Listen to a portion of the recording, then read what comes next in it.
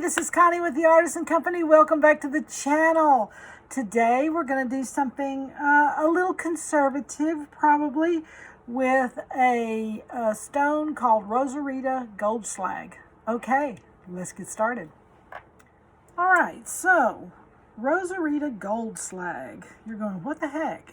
So anyway, this is what it looks like. I did get these from Stones and Silver. She does have some cabochons left. I have not seen any drilled ones currently on the site, but you can write her and ask her if she can do some with holes in them again.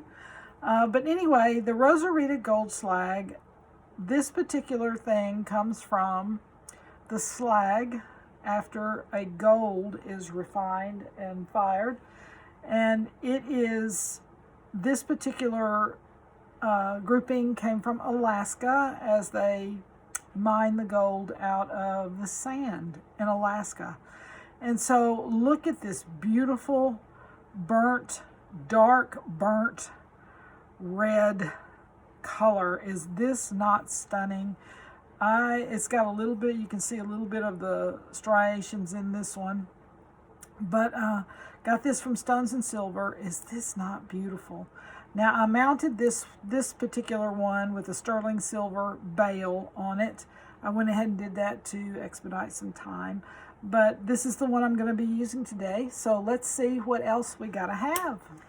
Because this gold slag looks almost like the color of blood, I decided to go ahead and use carnelian stone with this, and I got this also from Stones and Silver. It's an 8mm. It came with one of her Friday bargain things I was telling you about on the last video. So anyway, I'm using an 8mm carnelian stone, and look how close the color is there. This has a little more orange, this is a little more red, but the blend is beautiful. I'm also using a 6mm black onyx stone. I got this from Teja or Tejas Beads, depending on where you're from. But anyway, 6mm black onyx, you can pick that up pretty much anywhere. They had a clearance on it, so I grabbed some from them.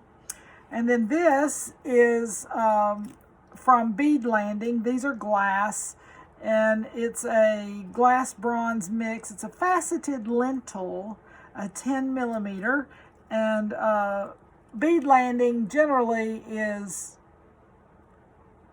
Michael's, but you can also get Bead Landing at other places too, Fire Mountain, Amazon, etc., etc. So it's a fairly easy thing to find, but this is what I'm using. And look at this, isn't this gorgeous? This is just absolutely stunning.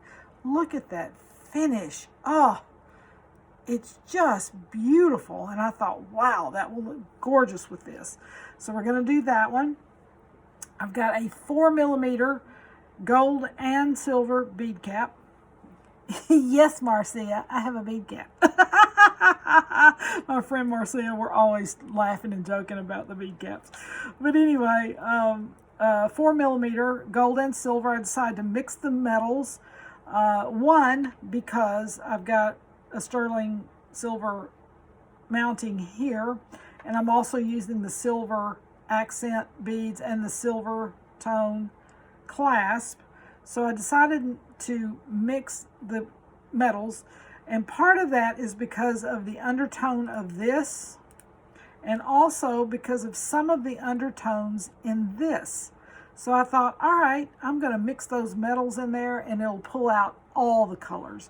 So that's what we're doing today. And then you will need a Soft Flex or AccuFlex or Beadalon. It doesn't matter. Medium weight, 49 strand beading wire. So, all right. Is everybody ready to go? Let's get to rocking. All right, let's get started on this simple project, but elegant project. Okay, I'm going to start in the center. Oh, and I forgot to tell you. You got 4mm bead caps in gold and silver. You're going to need four 5mm bead caps in silver. And also, you can use any stone in here, any pendant color in here you want. This is just the design and the types of beads that I'm using to do this design. But if you have a drop of some other color, stone or whatever, use that. It's the concept. And these carnelian stones pretty easy to get, and so are these faceted glass beads. Very easy to get. So you can use the same concept, but use a different stone. It doesn't matter. All right, so here we go. We're going to start in the middle of this, and so I'm going to put my pendant on. This is so gorgeous. Oh my gosh, this pendant is absolutely stunning. Let me move it to the middle here. And then we're going to use the 5mm bead caps. So I'm going to put one on here, a piece of the carnelian stone, and another one of these. And that goes right down there up against the bail right here. So it's going to fit tight right in that bail area, and that's what you want. All right, the next bead, this one is going to be the gold. So you're going to alternate the gold and the silver. And then we're going to put one of the glass beads on, another gold. So it should look like that right there. Now, here's the other thing. You can do this as well. Like if you don't want to stack the two metals right here on top of each other, you can put a little tiny 11.0 seed bead in there to make a separation if you want to, or you can stack the metals directly on top of each other for more light right in that area. If you want this more spread out, you could actually use a maybe an 8.0 seed bead right in here, and it would spread these out a little bit more. But the 11.0 is going to make it itty bitty like that in between there, and it would be absolutely stunning. Let me think on that. Let me go do one and we'll look at the difference. All right, let's look at this. I actually think I like it better. So let's look at what the difference looks like. So you have, I'm trying to get it where you can really see it. Maybe Ken can zoom in on it. All right, so this side obviously is just the metal on top of metal in between the beads. Beautiful, stunning look. I love it. That was my original design, and I love that. I think it looks fantastic. It does bring a little more light, right, concentrated right in between the beads. Now on this side, here's my little 11.0. I did a black faceted 11.0 bead right here and right here. Nothing huge. It is tiny. It's a tiny little thing, but it added some air in between all of these, where this is more concentrated and the light right there is more concentrated. This way it is a little aired out in between the beads. You can still see the light slivers, but they're not as bright as they are over here. And you know what? I think I like this better now that I've done it. So I'm making a design choice, and I'm going to change it, and I'm going to actually put the little tiny 11.0 seed beads in between all here, and I want to air out the concentration of color. I think it will serve this pendant better.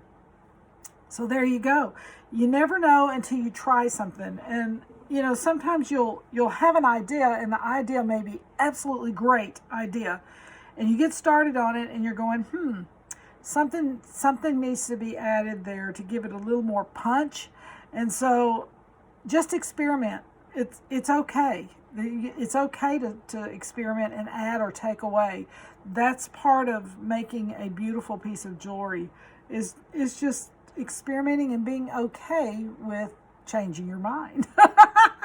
So I am going to change my mind on this one, and I'm going to go with this. So let's get rocking. I'm behind.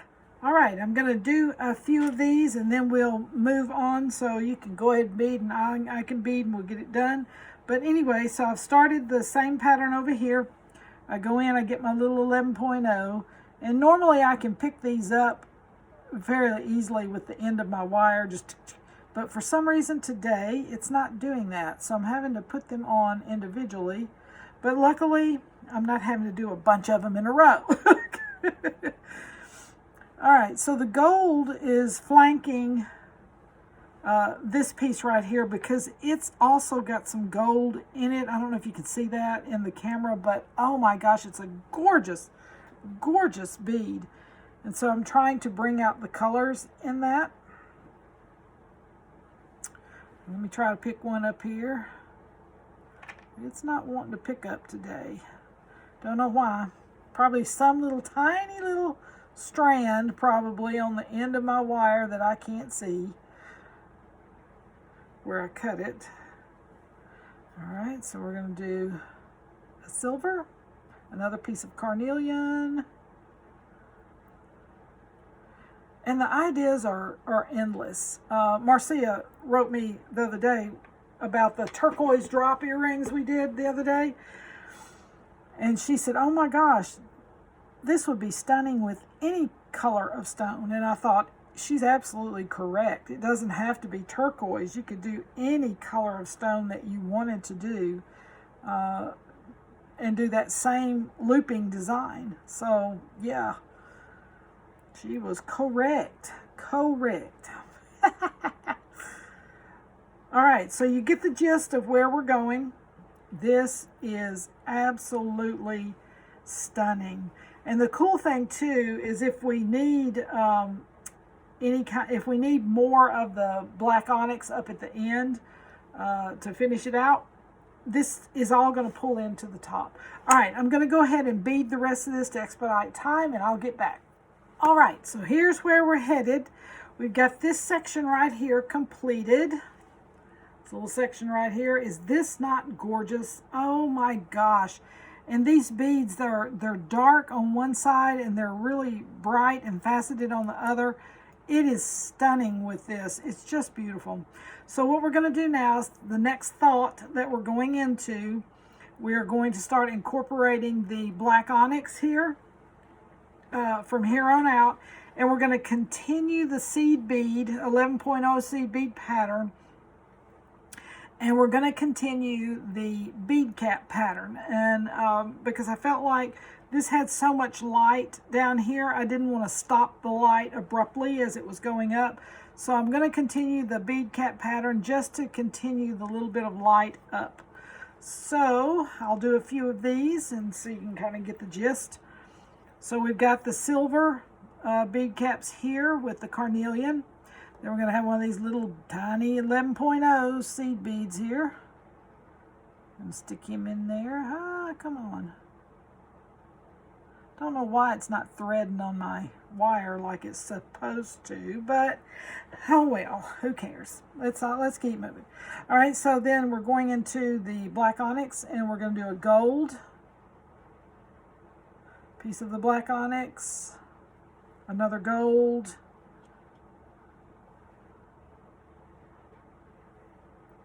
so here we are with this,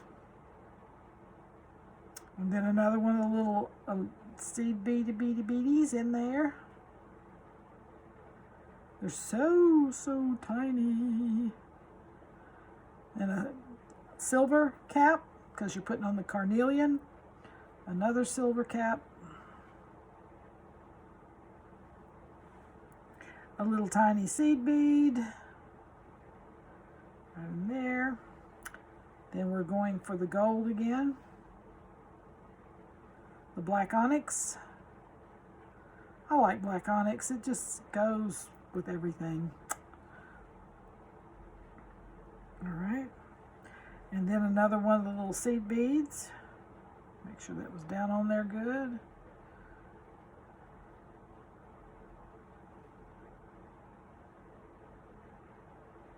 All right. So you get the gist of the pattern here that we're doing. And we're going to finish that all the way up until we run out of carnelian stones. And then we'll finish it off with some black onyx. So that is where we're headed. I'm going to finish up. Alrighty, since we did so much detail earlier, I went ahead and finished off the clasp and everything just to expedite time. But oh my gosh, you guys, this is stunning. Oh my goodness, this is a deep summer fall winter necklace, and we're getting into deep summer now that August is rolled up on us here, and oh my goodness, this is stunning. This Rosarita Gold Slag piece, it's just beautiful. I don't know what else to say about it.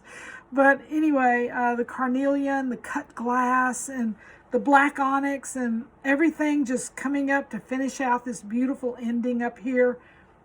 It's gorgeous.